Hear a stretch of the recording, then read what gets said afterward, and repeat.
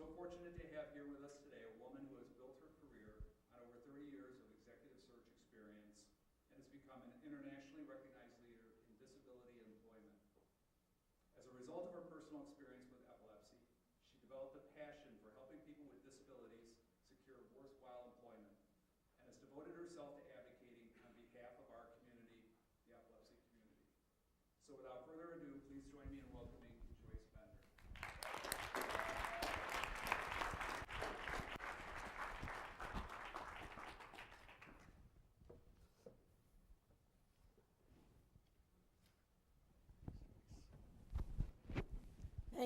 Thank you, Steve, and good morning to everyone. How is everyone this morning? Oh, that was poor. We'll try one more time. How is everyone this morning? I mean, come on. I know there are people in this room that have epilepsy, and that means you've got firepower, right? We're going to try one more time. How is everyone this morning? Okay, that's much better. Well, it is certainly a privilege and an honor for me to be with you today, be with you this morning. I'm always excited when it has to do with epilepsy. So I'm going to start by telling you about me and my background, just to put everything in perspective for you. As Steve mentioned, and Steve and Brianna, thank you very much, where'd she go, for having me here. I have expertise in two areas, employment and disability. So I'll start with employment. I'm headquartered in Pittsburgh, Pennsylvania, and that's right, that's the home of the Pittsburgh Penguins. Yeah, I'm headquartered in Pittsburgh, Pennsylvania, and I began my career early in my life in executive search. So what I did for a living is I would go to companies and they would put me on a contract to find them people with a background in information technology and executive search. And why that part is important is that's really what gave me the wherewithal to understand what it takes to get a job, what it takes to keep a job, what it takes to get promoted. So even when I started my company 20 years ago, I came out of the private sector. So I had worked with corporate America, so I really understood employment. But what happened is, along the way, I kept having these unusual fainting spells. And this is what would happen. I would get this really strange feeling in my stomach, and every time I got that feeling, I knew, oh no, that thing's going to happen, and that thing would be that I would faint. And unfortunately, it was always accompanied by this horrific vomiting. So this happened off and on, but when I got into my early 20s, it became more pronounced. And one night, my husband found me unconscious, and he thought I was having a heart attack, so off we go to the doctor. And now, for you women in the room, you're really going to get this, what I'm about to tell you. Family doctor, not a neurologist, not an epileptologist, a family doctor. And you know what he says? He says, oh, you're fine. That's just some female hormonal problem. Yeah, you're okay. You don't have to worry about this. But he was wrong, and I kept having this. And then one night in 1985, on a Sunday evening, I went to see the movie Amadeus. Now, has anyone here ever seen that movie? If you have, raise your hand. Okay, well, you know, that's the Mozart film, and it's great, but it's long. It's a very long movie. It's actually the only movie I've ever been to ever that had an intermission. So at the intermission, my husband went to the men's room. I went up just like this to get a soda, and that's the last thing I remember. I had a seizure, and I hit the floor so hard, I fractured my skull. I had an intracranial brain hemorrhage. Of course, I was in a coma during all of this. I hit the floor so hard, I dislodged the bones in my right inner ear, which is why I also have a 60% hearing loss on my right side. And I'm rushed off to the hospital to have life-saving brain surgery. Now, here's the miracle, okay? There were only like 15 people standing out there when this happened to me. Why? Remember, intermission. All the other people were in the other films, the other movies. But out of the 15 people out there, out of the blue comes a doctor. I mean, it's unbelievable what happened. This whole story is unbelievable. This doctor comes out of nowhere. He comes over and tells my husband he knows what's wrong. He calls the paramedics. He calls the doctor. He chooses the hospital. He stayed with me until the ambulance came. And that's why I'm here. He saved my life. Because then when I got to the hospital, I had brain surgery. And when I came to, guess what? I'm on anti-epilepsy medication. And guess what? Remember those fainting spells that we now really know were seizures? Because I stopped having those fainting spells. In other words, I always had epilepsy. Many people do not understand. I tell this to companies all the time in corporate America, that there are so many different types of seizures. And that is why I will tell you that if you ever go to a doctor, really, you should go to a neurologist, and hopefully you're going to an epileptologist, because you'll get on the wrong medication, different things will happen. You know, you've got to really know what you're doing if you're that person here like me living with epilepsy. But anyway, back to what happened to me. You know, after all of this happened, and I was out of work for about 2 months, you know, no hair, staples going up my head because I had a craniotomy. I never found that man. You know the man at the movie theater? Never found him. As a matter of fact, later in my life, I was in Reader's Digest, and they talk about my angel at the movie theater, because to this day, I've been on TV, you know, won awards at the White House, in the news all the time, work with the State Department. I've still never found this person. But that's why I'm standing here today. So after a few months, you know, I get back to work. But I've got to tell you, even I, at the beginning, was not saying to people I have epilepsy. Even I, and you know, I shouted from the rooftops now. I tell people all the time, I'm living with epilepsy, and I'm not ashamed I'm living with epilepsy, nor should you be ashamed if you're living with epilepsy, because that is just part of who you are. That is just part of who I am, and I am not ashamed, and neither should you be. I got back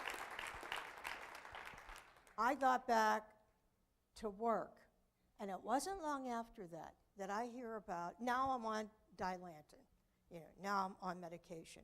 But as I told you, I at that point wasn't saying that much about it, and I'm sorry to tell you, my family did not want to use the word epilepsy. They did not want to say their daughter had epilepsy. You know, the sad part, I'll never forgive this, I did not grow up in a wealthy area, and I grew up in a rural area, and the people that lived across the street from me weren't very wealthy, they were poor. And one day, I'm out on the front porch with my mother, and I see this woman, and she's on the ground, and she's shaking. And I didn't even realize she was having a convulsion. She is in her front yard. And you know what my mother said to me? Don't look. Don't look.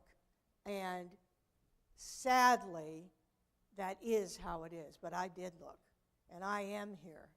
And I told my family, don't worry, you know, don't worry about this. I'll be okay. They call me all the time. Did you get over that yet? We've been praying. Did it go away yet? Did it stop? I'm not kidding you. Did it stop happening? By the way, I have to tell you, my dad is 92 years old. I lost my mother, and he too is a veteran in World War II. So I am proud and happy to be here on Veterans Day and with veterans in this audience. I started this company, Bender Consulting Services, because I found out there was a school in Pittsburgh that would train people with disabilities to be programmers, computer programmers. And I was contacted by a partner at a Deloitte & Touche that knew me and knew I was in business. I had epilepsy, and wanted me to go talk to them. She said, you could help them. You could help them learn how to interview, how to write a resume, And I said, oh, this will be easy, and I go to the school. I said, actually, I'll be able to get them jobs, because remember what I did for a living? Information technology, search, and recruitment. And I walk into the school, all different disabilities, from epilepsy to a person being blind, and guess what? Forget about getting a job. They couldn't even get an interview. And you know what? They had college degrees. And you know what? They went back. This is what people with disabilities, they often do this. They'll go back. They'll get more education, so someone will hire them. But no one would even interview them. Now, I had no idea that the attitudinal barrier toward employing people with disabilities was so horrific. But even today, 70% of Americans with disabilities are not even counted in the workforce. The largest group unemployed in the United States are Americans with disabilities. President Bush, who I refer to as Papa Bush, in 1990 signed the Americans with Disabilities Act, civil rights, finally, for people with disabilities. And we did. Look what happened. Look what we have now. We have DTY, video relay captioning. You can get in this building. You can use the restroom. You can buy a house. The bus has to have transportation. I could go on and on. But when he said, let the shameful wall of exclusion finally come tumbling down. Let the shameful wall of exclusion finally come tumbling down. Oh, it did in so many areas, but not in employment. This needle has not moved enough. Back then, it was probably 90% of people were not even counted in the workforce, because that was in 1986. But I became so upset about this. For the next 10 years, I did volunteer work. I'm going to get these students a job somewhere, somehow. And you know what? No one wanted to hire them. And I said, that's it. Call it righteous indignation. I'm one of these people. If I get mad, I'm going to do something. And the something I did is I started a for-profit company called Bender Consulting Services, for-profit for two reasons. Number one, no pity. People with disabilities don't need pity, they need paychecks. People with epilepsy don't need pity, they need paychecks. They need a chance to work, because until you have employment, you will never, ever be free in this country. You can't buy a car. You can't buy a house. You can't live the American dream until you have employment. How I did it? I went to the CEO of Highmark. And sadly, this man passed away a month ago. It really got to me. I wrote an op-ed about him, because if it weren't for him, there wouldn't be a Bender Consulting. Now, mind you, CEO of Highmark Blue Cross Blue Shield. Remember, 1995. So this is only 5 years after the ADA was signed. I go, and I meet him, and I said, Bill, I have this dream. I want to start this company so that I can provide employment to people with disabilities. But I'll need someone to stand behind me. There's this school that trains people with disabilities to be COBOL programmers. I need someone, in order for me to get this going, would you bring on contract 6 students from that school? You will be paying me an hourly rate while they're here. I'll pay the benefits, and I'll pay the salary. But this is the only way I can start the company, because I need revenues coming in to be able to keep marketing this. And you know what? It only took him one day to say yes. One day. That's why I always talk about one man, one decision. You will all have in your lifetime that time. We can make one decision that could change someone's life.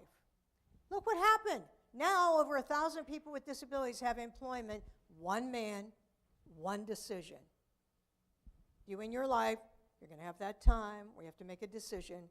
Always remember the impact that can have on other people's lives.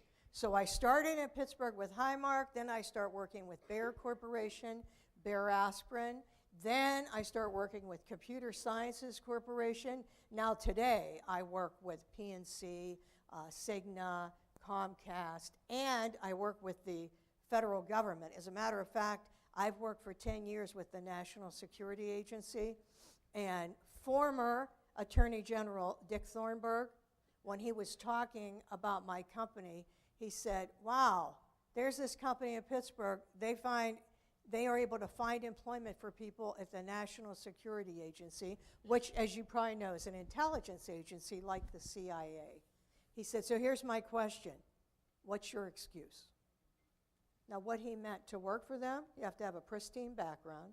You have to go through a 9-month conditional job offer with a 9-month security check. Then you have to take a lifestyle polygraph test.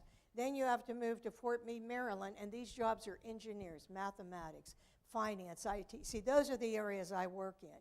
Professional employment for people with disabilities. So he meant they can, but a bank can't hire an entry-level accountant. Something's wrong with this. So I only had a small number of people working for me, but that small number of people, they were all in these competitive jobs. In other words, they weren't just working in maintenance or something. Nothing wrong with, there's a job for everyone, but it would be as if you would go to a women's meeting and you'd hear women speak, and every single woman said she worked in maintenance. And you'd be thinking, wait a minute, where's the accountant? Where's finance? So that's what I started doing. And you know what? It was so unusual at that time that Governor Ridge and his administration nominated me for this award. And I didn't even know they did it. I'll never forget this because I'm in Colorado, and the Department of Labor calls me and says, Joyce, you won the President's Award. And I said, what's that? They said, oh, that's the highest honor given in the United States to one American for furthering the employment of people with disabilities. And by the way, remember, I only had 6 people. So that shows you how unbelievable it was back then. I said, wow, where do you go? Who gives you that award?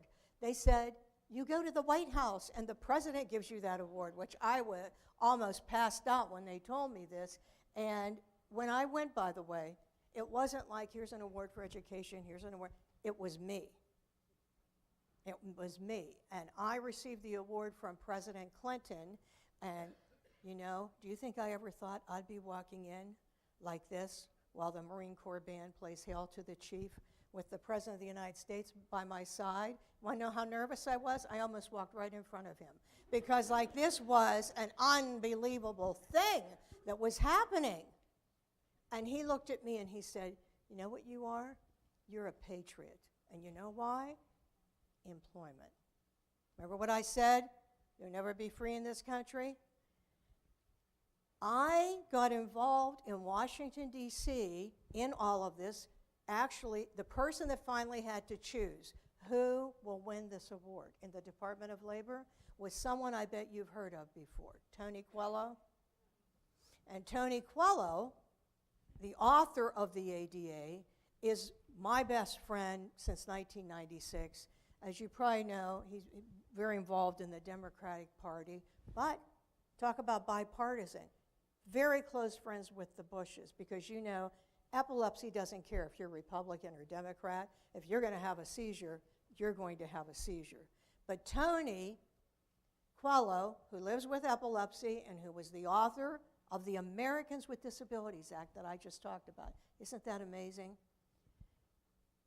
I go to this president. I was asked to be on the president's committee. Now, this is before I got the award, in Washington, D.C. You know how that happened? I spoke someplace just like this, and they said, here's what they tell me.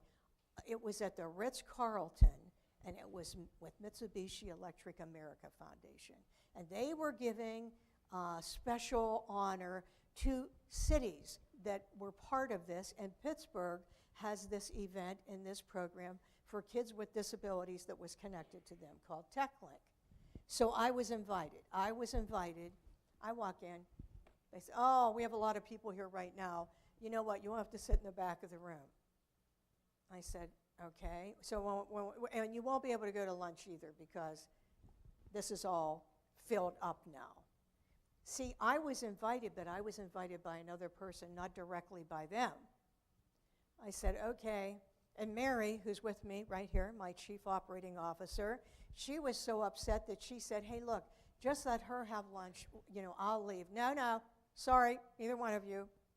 But Joyce, you get to speak for 2 minutes.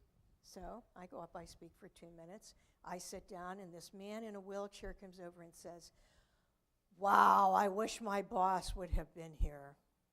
Well, maybe you'll get to meet him later on. I have no idea what they're talking about. Pretty soon, all the cameras start going. Remember, we're in Washington, D.C.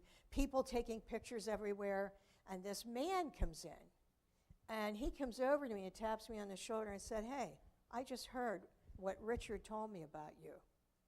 You don't know this. We have something in common. My name's Tony Quello. And guess what? Not only can I eat lunch now, I'm at the head table. I go from you can't go in the room till I'm up at the head table with Tony. So that's how I was nominated to be on this President's Committee on the Employment of People with Disabilities. Tony was the chair, and he reported to President Clinton. So I'm with Tony, and I said, oh, Tony, yes, we do have something in common. I have a seizure disorder. What? You have epilepsy. And you know what? That was the end of me saying seizure disorder. From that day forward, I live with epilepsy. And sadly, a lot of times the reason people want to say seizure disorder is because they feel, oh, it won't bother people as much. And I think, why do you think that? That's a strange name also. I'd rather just say I have epilepsy. But there's this stigma. So, after I won this award, I started speaking all over the country, and then I got an award from the Bush administration, and I worked a lot with the Obama administration. So I'm like a disability rights leader. And I am on the chair of the board of the American Association of People with Disabilities, and our chair is Ted Kennedy Jr. So I'm always involved in the rights of people with disabilities. I'm a for-profit company with a social mission, and it all started with the seizure. That's how it all started.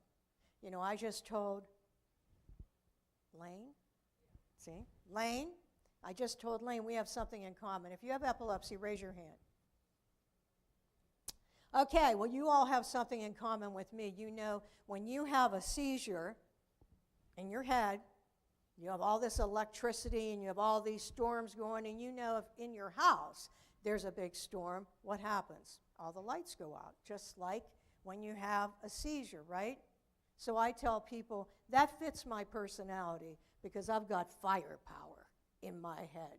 And I told Lane, and so does she, and so do all of you. So just remember, you've got the firepower, you've got the spark plug. That's why I want you to think of it that way. I want you to think of it that way. Instead of thinking like there's something wrong with me, no, there isn't. You've got firepower. You have epilepsy, you've got firepower. And this always amazed me when people would say to me, oh, I don't want to admit I have epilepsy. People would think, I don't know, they'll think I'm sick or weak or whatever. I said, really?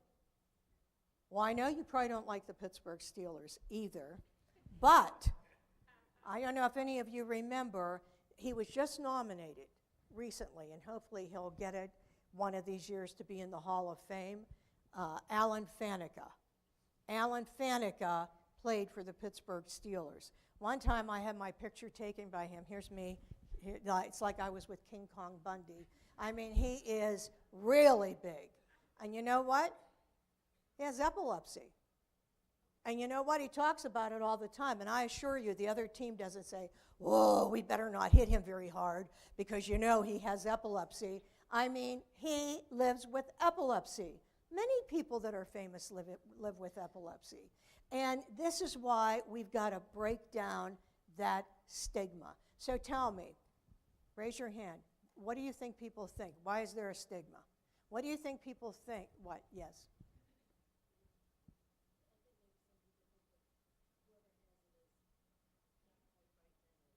Okay, what she said is, so you can hear her, is that she thinks that people think if you have epilepsy, there's something wrong with you mentally. Yes?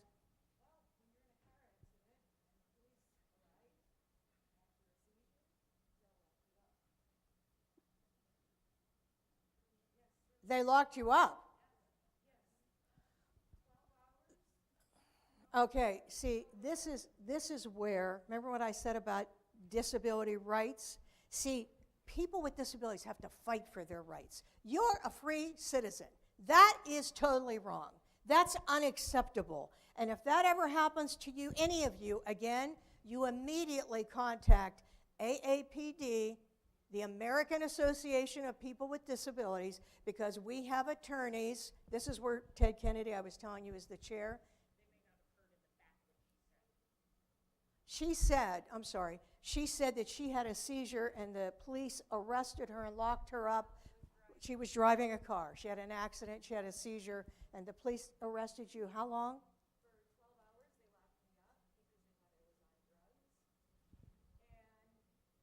For 12 hours they locked me up because they thought she was on drugs. 12 hours they locked her up because they thought she was on drugs?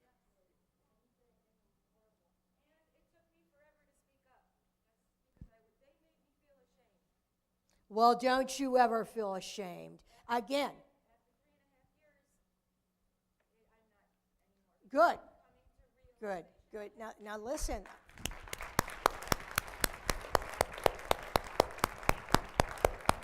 Oh, good. That's even better. Okay, go ahead. I can't get anywhere because I don't know how to begin.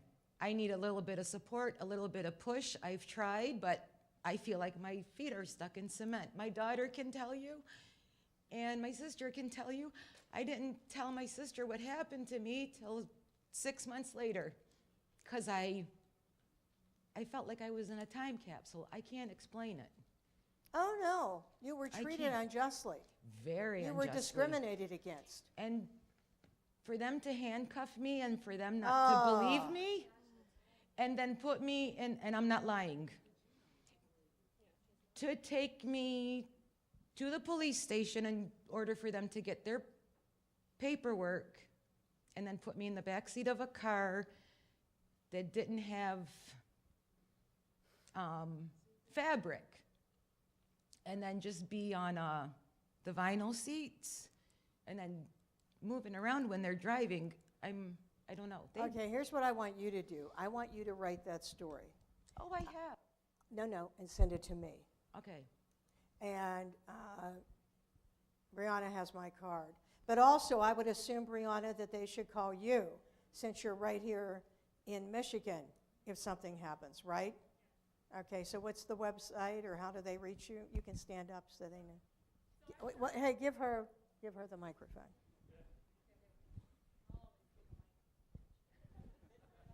Yeah. So for everyone here today, on the notebook that you were provided on the way in, and if you didn't get one, make sure you do that before you go. But on the back, if you flip it over, you're going to see our website and what we call our Here For You helpline. It used to be called our education and consultation phone number, and we thought, no, what are we doing on that phone line? We want to be here for you. So it's our Here For You helpline. We are available for the epilepsy community. Thank you, Brianna. And I just want to tell you one thing, and then, sir, wait, he wants to say something over here. I just want to say one thing. United, we're stronger. United, we're stronger. You know, it's one thing if one person but we got to get united. That's why I told her to send me that story. And she should also send it to you so you could do a blog. But united, if you keep it a secret because you have epilepsy, no one can help you. You've got to speak up. You've got to call here and say, Brianna, I'm tired of this. I want to be an advocate. I want to help other people. What can I do? That's what you have to do. Because remember, there could be someone else going through what this young lady went through when she was arrested, and she could help someone else. One person, one decision. We have time for one more. Yeah, for what it's worth, I was fortunate when I had my first seizure. I was on the board of a community mental health project, and I had it right in the middle of a meeting. So they called EMS. I'd bitten a chunk out of my tongue, so I was bleeding badly. And by the time I got to the emergency room at Henry Ford Hospital, the hospital had already called a neurologist based on their phone call. So as opposed to your case, it was boom, boom, boom for me. And it made a big difference. And in fact, the neurologist is the one that gave me the referral to what was in the Epilepsy Society. And when they were out in the Southfield. Yeah, that's why I always say neurologists, preferably epileptologists. But you know, through my life now, I've met so many people who live with epilepsy, very successful. And most recently what happened to me is the embassy in South Korea contacted the U.S. State Department, and I work with the same career people I've worked with through the Obama administration. These are the career people that work there, and they were contacted by the embassy saying in South Korea, we need an expert on the employment of people with disabilities to come and speak here. So I said, okay, I will come, and Mary went with me. I will come on one condition. I want to meet people with epilepsy. I want to know how people with epilepsy are being treated in South Korea.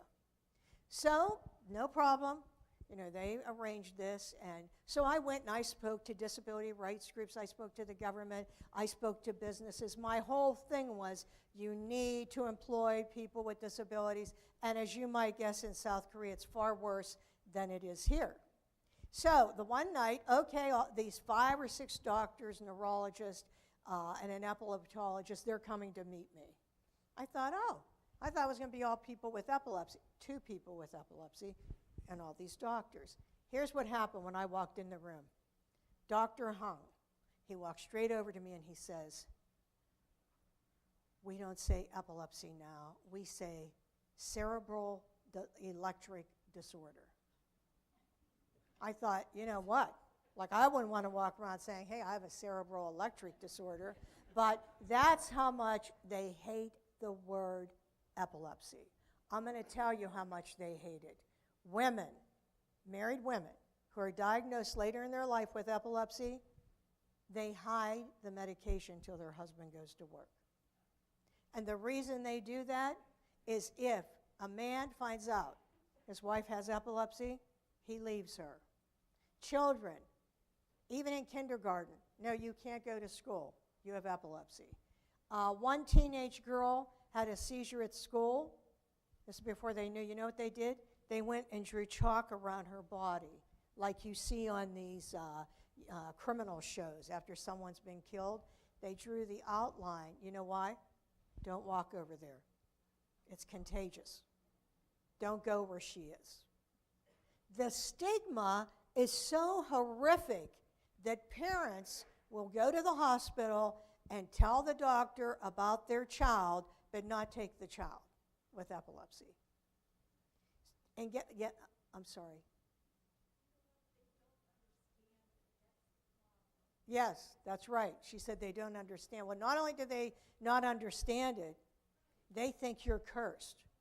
They think it's a curse. They think that something has happened. Something must have happened to that family, and now their children have this horrible thing where mental health, cursed, you know, they have a whole list of things. So I'm talking and I'm saying, well, hey, I'm not ashamed to say I have epilepsy. And there's this one young woman there listening to me, and when I got done speaking, she ran up to me, she threw her arms around me, and she said, don't go, and started crying, sobbing.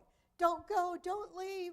Well, I had to leave, but those doctors, they said, you know, we're going to the American Epilepsy Society. Some of us are going to the meeting in Texas, but we're going to come to Pittsburgh first to meet you.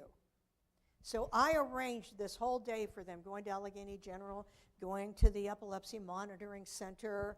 I took them to Highmark, Blue Cross Blue Shield, and like they couldn't believe that the head of human resources and executive vice president would say, oh yes, we hire people here with disabilities. And say, Epilepsy? Oh, yes. Yeah, we've hired people in IT. I mean, they couldn't believe people with epilepsy get jobs. They couldn't believe it.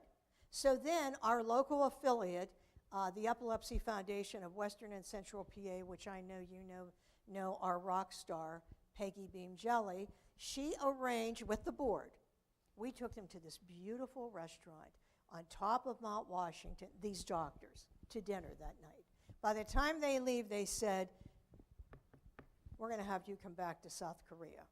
And really, I wasn't sure they would really follow through. Oh, but they did. And they had me come back and speak to the Korean Epilepsy Congress.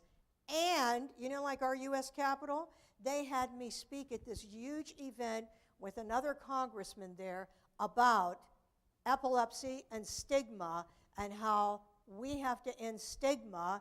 And I was telling them they should get the U.S. Capitol in purple lights to get this point across about not being ashamed.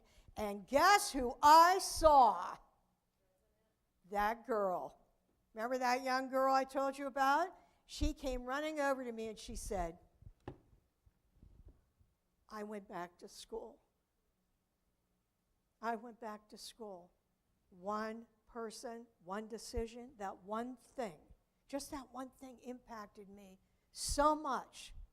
And then she had all her little girlfriends with her who have epilepsy, and everywhere I go, they're following me, taking pictures. And finally, this Dr. Hung turned around and said, okay, she can come back, but we need her now to go to this luncheon.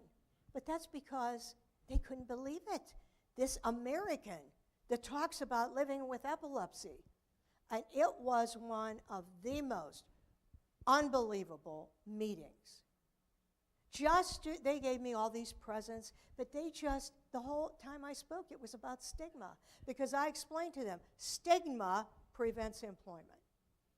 Stigma prevents employment. Now, I'm going to tell you if there are any parents here. And you have told your child, shh, don't tell anyone. That's bad. That's really bad. Because what you're really saying to them is, there's something wrong with you.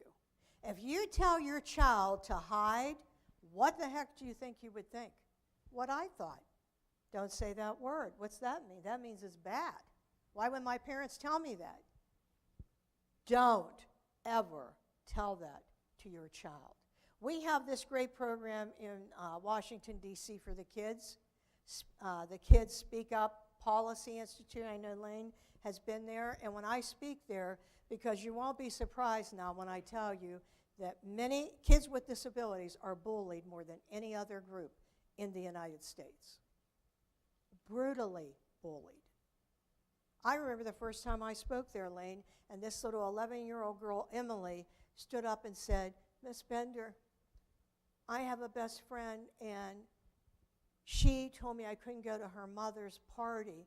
Her mother didn't want me there because she found out I had epilepsy. Which, shame on her.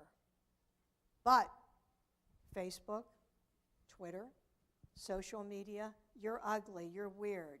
You know, one of my friends, and I couldn't talk about this for a long time, Sam Miller, I met him years ago, and Sam had epilepsy.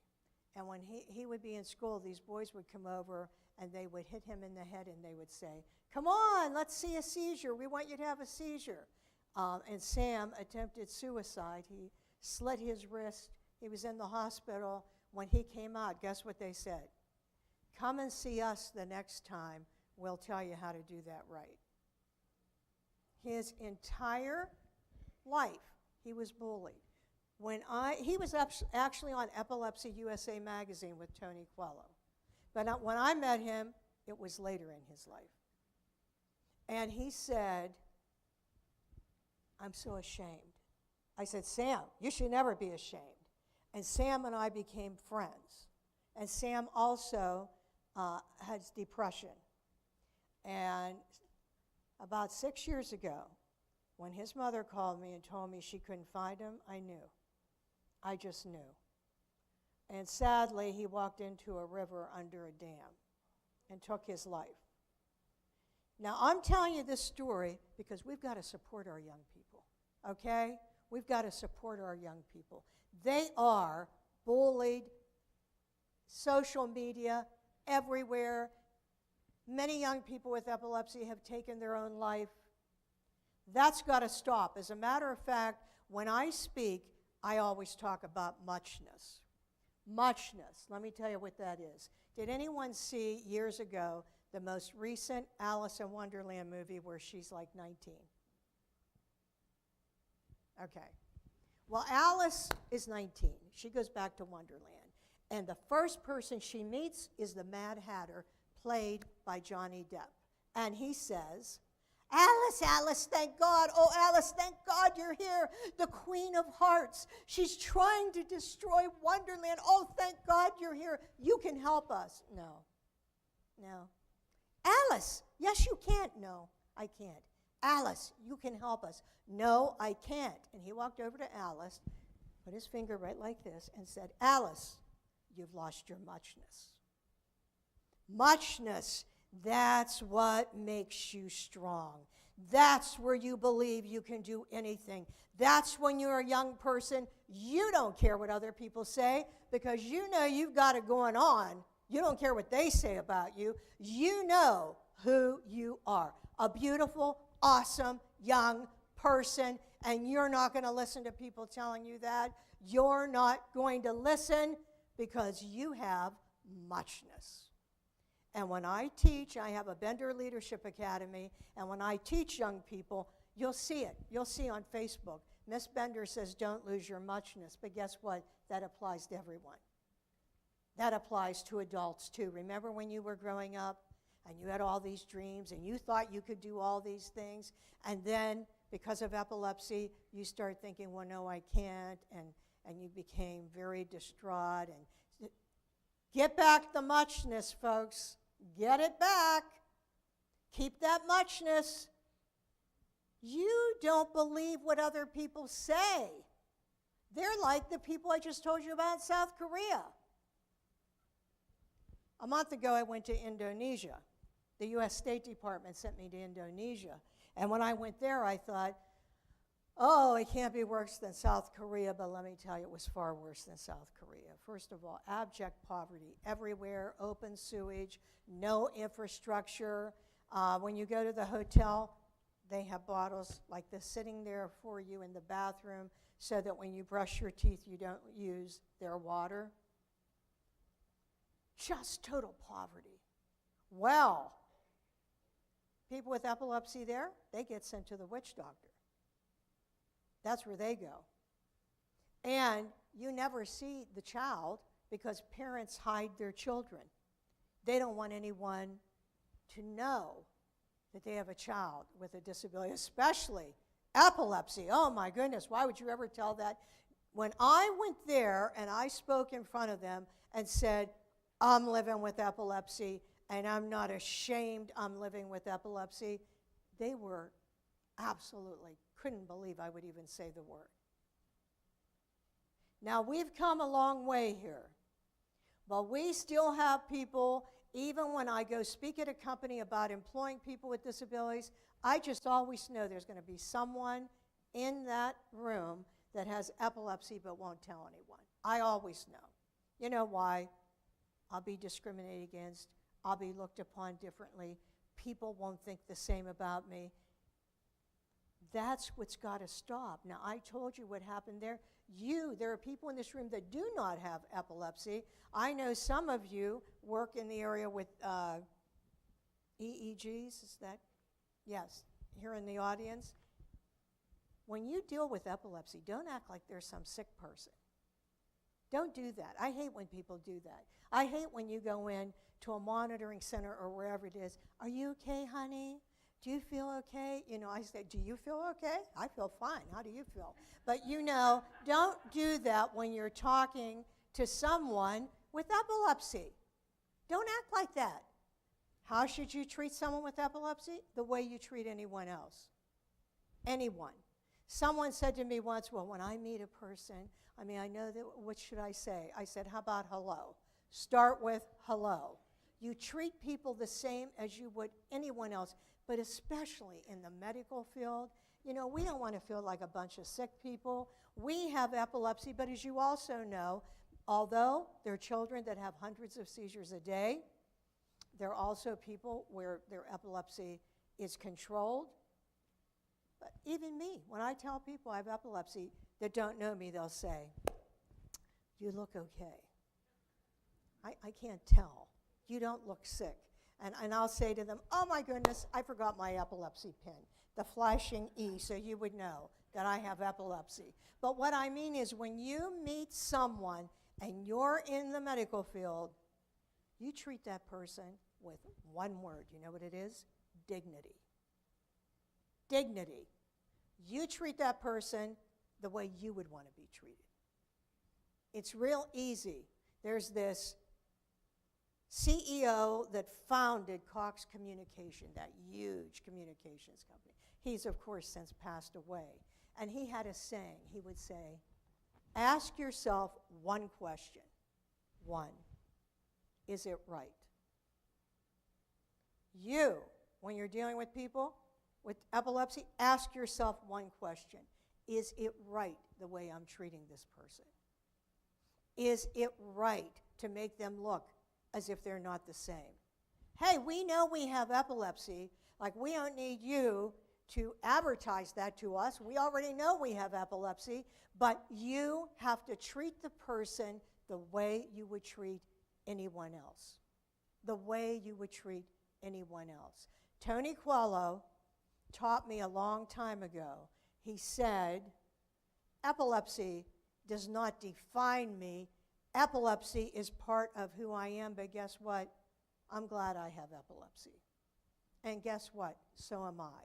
Because if that had not happened to me, and I still take Lamictal to this day, and occasionally I have a seizure, and you know what? I don't care. Because if that had not happened to me, I don't believe I would be as strong as I am today. And I wouldn't get a chance to meet all of you and all these wonderful people who live with epilepsy and are trying to be treated just like everyone else.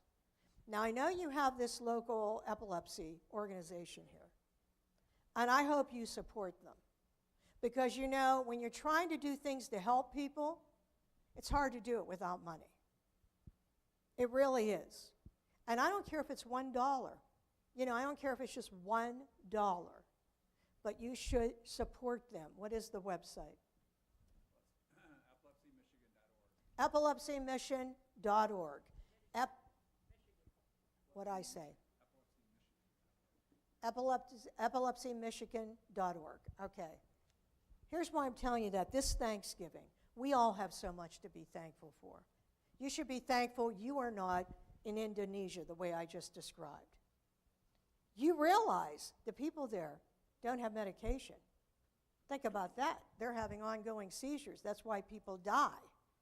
You have access to medication. But you know what?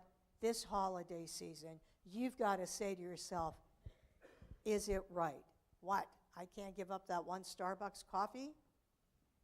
I can't make one small donation? And I feel passionate about this. Do you know why? Because of all those young people with epilepsy I just told you about that someone needs to be able to reach out to. When you are doing that, you could be helping save a life.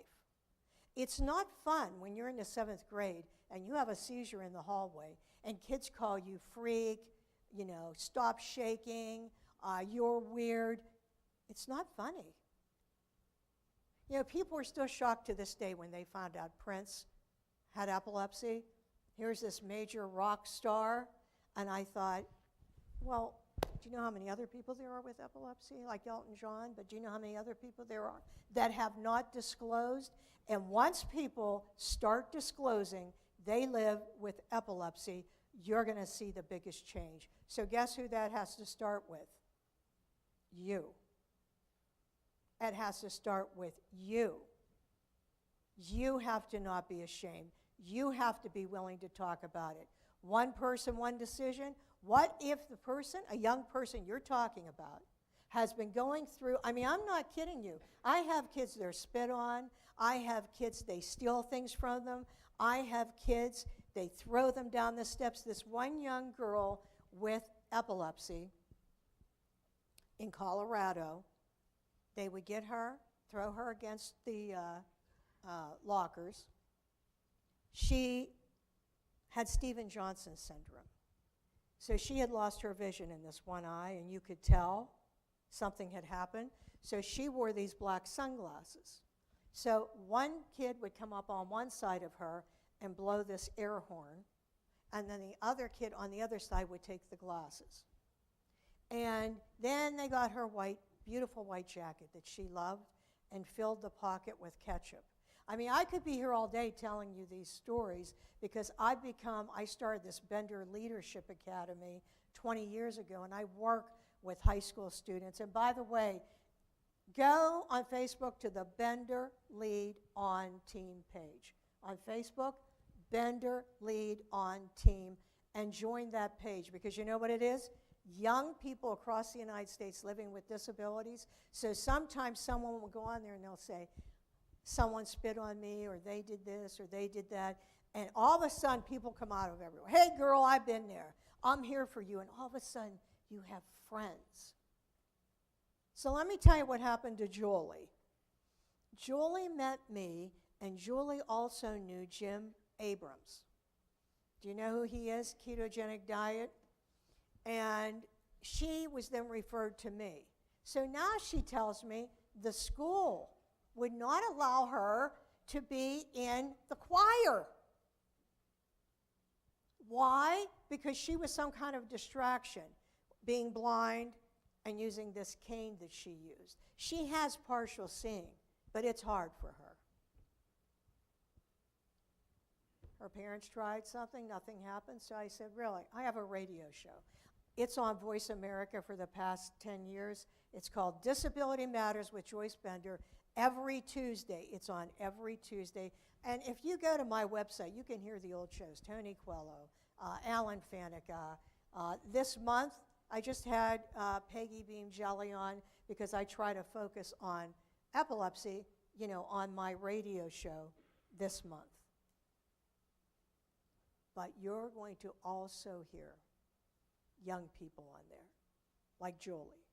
So when they told Julie this, actually Julie was on. If you go, you can hear Julie. She was on. I said, well, you tell them I'm going to talk about this on my radio show. And then all of a sudden, she's allowed to be in the choir. But what was even better that happened to her, they had some event, and guess who sat at her table? Michelle Obama.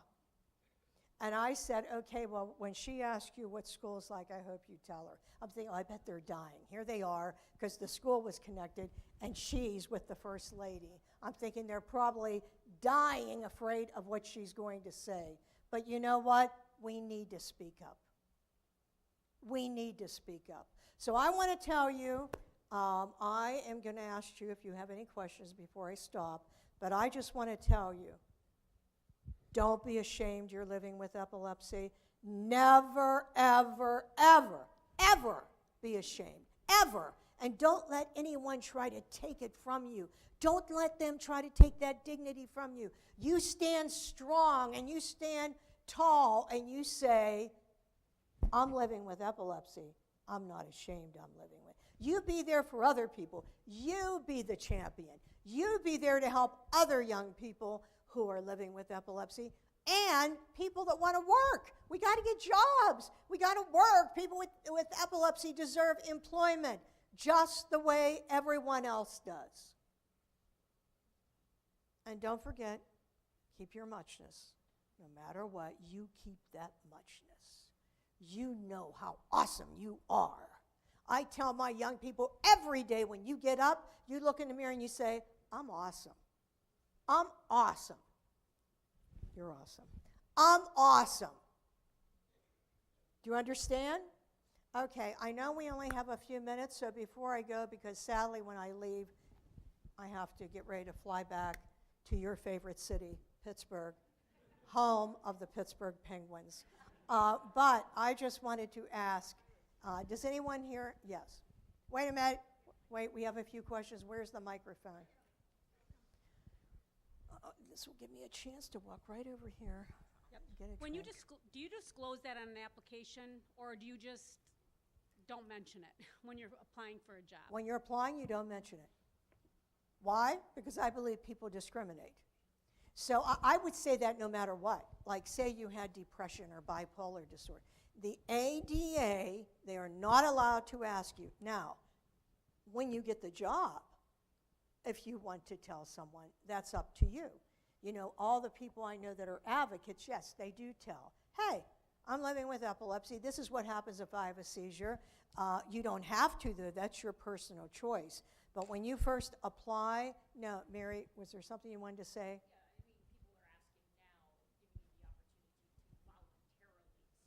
Yeah, I didn't know she meant what she meant. But what Mary's talking about is now, because of Section 503 of the Rehab Act, which is requiring federal contractors to employ people, they are allowed to say to you, you can, it's up to you. You can voluntarily self-disclose, yes, I do have a disability. They will ask that. But never would you say, oh, yes, and I have epilepsy. Right now, it's an advantage. If they asked you that to say you have a disability, it's an advantage because they are required by law to work on a 7% aspirational goal. This just happened in 2013, and they don't want to lose their money. These are people like Boeing and Microsoft. You know, they're going to lose their, if you are a federal contractor, is anyone paid more than $10,000 by the federal government? They don't want to lose their billions of dollars. Okay, there were other people. Yes? Question. Yeah. This is a statement. I have a brother who lives with me.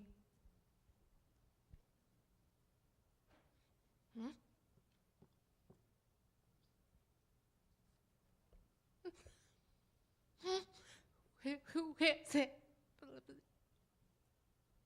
all of his life. And I want to piggyback on the young lady over here who talked about being arrested. Anybody who sees my brother knows that he's special. He has epilepsy.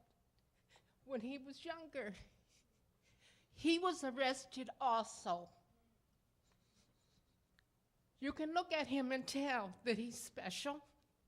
He is intellectually challenged.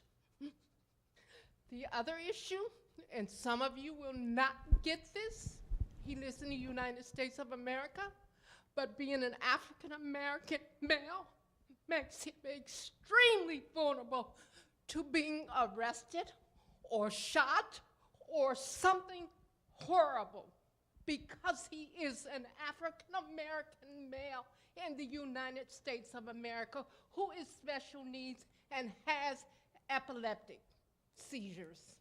Okay, let me tell you something about that. Do you know that the biggest group that supports me are the African American community? And you know why? It's what you just said. Been there, done that. Been discriminated against. And your voice, I want to tell you, young lady, you're a beautiful person. You're a beautiful person. And I thank you for speaking up. We need more people like you to speak up. I'm happy you did that. Yes?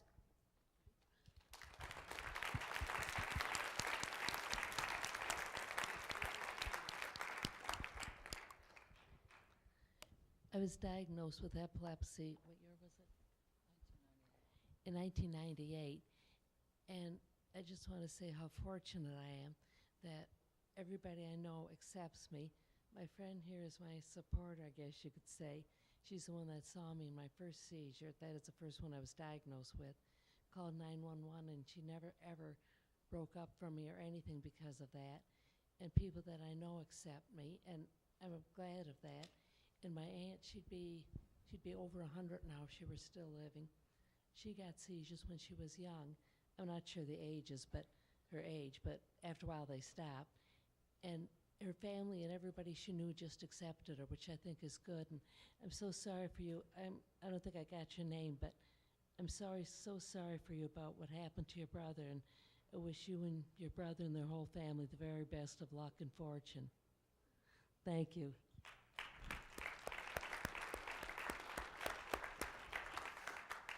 Okay, anyone else have a question or, okay, back there. Hi, my name is Ashley. I have a question and a statement. I have a tremor, but when you said that, like, usually people with epilepsy, they shake as well. How can you tell the difference between? Okay, wait, let me clarify that. No. Less people have a tonic-clonic seizure than they do complex partial absence seizures. But there is a type of seizure where you do have a tremor. You don't have to have a convulsion. And what you should do is talk here to Brianna after. I know we're running out of time, and there is something I want to do in closing. I know you asked this before, Steve. Veterans. Who here was a veteran again? Raise your hand. Anyone else? High. Raise your hand high so I can see. One man. Is that right? Oh, no. Back here. Another? Anyone else? Okay, so everyone stand up. And let's give our veterans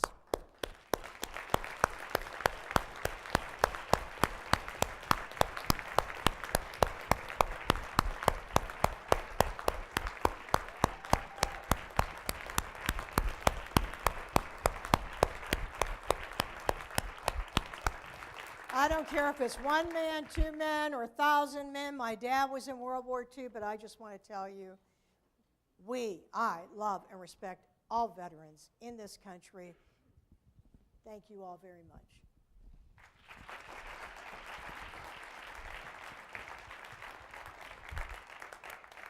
So I just want to tell a brief story myself. I had my first seizure in college, and I had a number of grand mal seizures for about 5 years.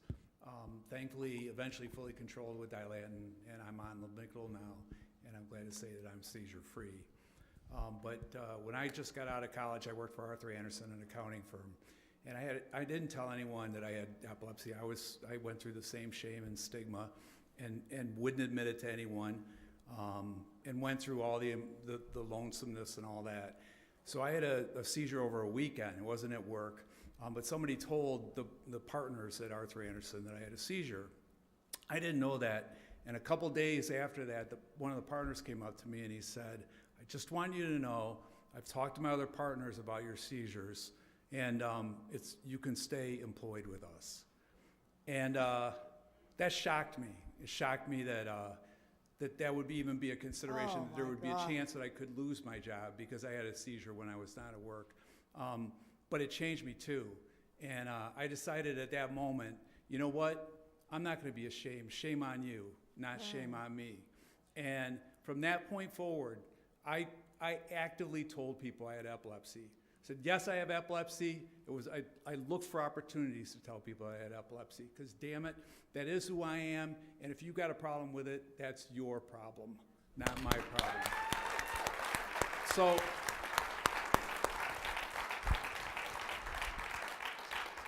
and I wasn't a very confident person before then. I really was shy and not very confident. I think the epilepsy just exacerbated that. But that turned it around, and I think I agree with you, Joyce, that I'm glad I had epilepsy because it was things like that that made me the person that I am today, that I'm proud of.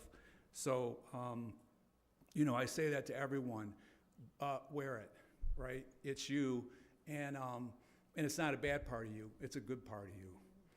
I want to thank Joyce, and I think if it were up to me, we'd be giving you a Red Wings jersey.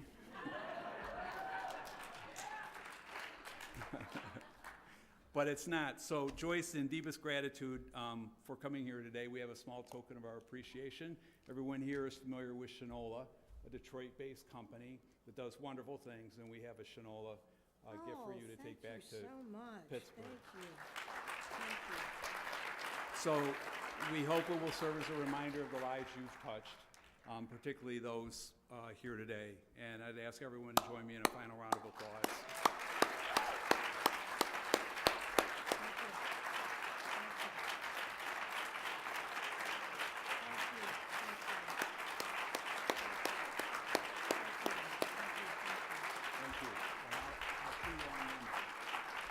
can't wait. I'm with you.